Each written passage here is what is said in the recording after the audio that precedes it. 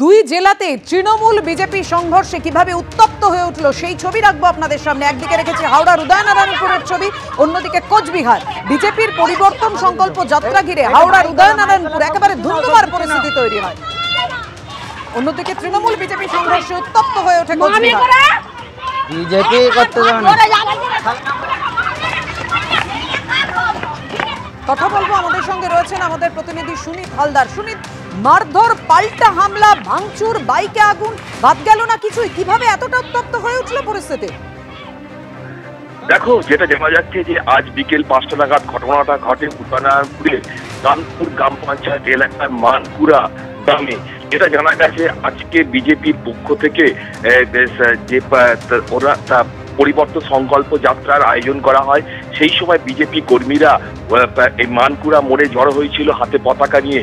সেই সময় কানপুর গ্রাম পঞ্চায়েতের তৃণমূলের উপপ্রধান সুশোভন শেঠ বাইকে চেপে সে তার নিজের দোকান বেরোতে যাচ্ছিল।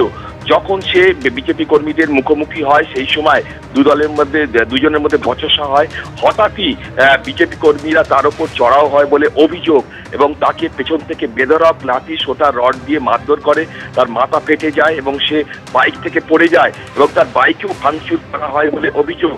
এই ঘটনার পর তাকে আহত অবস্থায় উদয়নারায়ণপুর স্টেট জেনারেল হাসপাতালে ভর্তি করা হয়েছে এবং এরপরই উত্তেজনা ছড়িয়ে পড়ে। খবর পেয়ে ঘটনাস্থলে ছুটে আসে তৃণমূল কর্মীরা। একদিকে যেমন হাওড়ার উদয়নারায়ণপুরের ছবি আপনাদের সামনে তুলে ধরছি, অন্যদিকে তৃণমূল বিজেপির সংঘর্ষে উত্তপ্ত হয়ে উঠল কোচবিহারও। কোচবিহারের মাথাভাঙার 1 নম্বর ব্লকের বৈরাগীহাট গ্রাম পঞ্চায়েতের দুয়াইশোয়াই এলাকায় ধুন্ধুমার পরিস্থিতি তৈরি হয়। দুপক্ষের সংঘর্ষে আহত তৃণমূলের 3 জন ভর্তি রয়েছেন হাসপাতালে। আমাদের প্রতিনিধি শুভেন্দু ভট্টাচার্য এই মুহূর্তে আমাদের সঙ্গে রয়েছেন। শুভেন্দু, এরকম উত্তপ্ত পরিস্থিতি কেন তৈরি হলো? দেখো, যেটা তৃণমূল পক্ষ থেকে অভিযোগ করা হয়েছে যে আগামী 9 তারিখ কোচবিহারে মুখ্যমন্ত্রীর জনসভা রয়েছে এবং সেই জনসভাকে কেন্দ্র করে তারা বৈরাগীর হাটের দুয়াইশোয়াই এলাকায় সেখানে মিছিল করছিলেন এবং সেই সময় বিজেপির পক্ষ থেকে সেখানে হামলা চালানো হয়, এমনটাই তৃণমূল কংগ্রেস অভিযোগ। এবং এই ঘটনায় 3 জন তৃণমূল কংগ্রেস কর্মী আহত হয়েছে। পাল্টা বিজেপির পক্ষ থেকে অভিযোগ করা হয়েছে তাদের কর্মসূচির জন্য তারা পথসভা করছিল, সেই সময় তৃণমূল মিছিল থেকে তাদের কর্মসূচির উপর হামলা চালানো হয় এবং তাদের কর্মীদের মারধর করা হয়।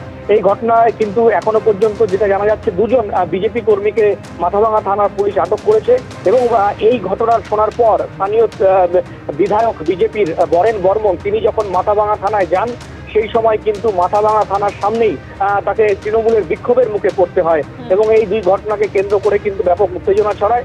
যদিও পাল্টা অভিযোগকে কেন্দ্র করে এখনো পর্যন্ত এলাকা কিন্তু উত্তপ্ত রয়েছে। ধন্যবাদ শুভেন্দু, ধন্যবাদ।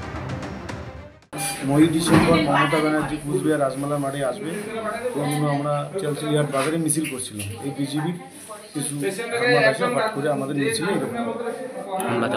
মারপিট শুরু করে। তৃণমূল আশ্রিত গুন্ডারা সেই পথসভা ভণ্ডুল করার জন্য তারা সেখানে জমায়েত হয়ে আক্রমণ করে এবং তারা আক্রমণ করছে এবং আর আমাদের উপরে হচ্ছে তারা অপবাদ দিচ্ছে নাকি আমরাই তাদের উপর হামলা করেছি। এটা তৃণমূলের গোষ্ঠীদ্বন্দ্ব। বিজেপি কোথাও কাউকে তৃণমূলকে আক্রমণ করে না। পথসভার থেকে শুরু করে কোনো কিছু বন্ধ করতে পারবে না। আগামী দিনে তৃণমূল যত আক্রমণ করবে তত আমাদের কর্মসূচি আরও আমরা করব। তৃণমূলে বাধায় আমাদের কর্মসূচি বাধা বন্ধ থাকবে না। এবিপি আনন্দ, এগিয়ে থাকে, এগিয়ে রাখে।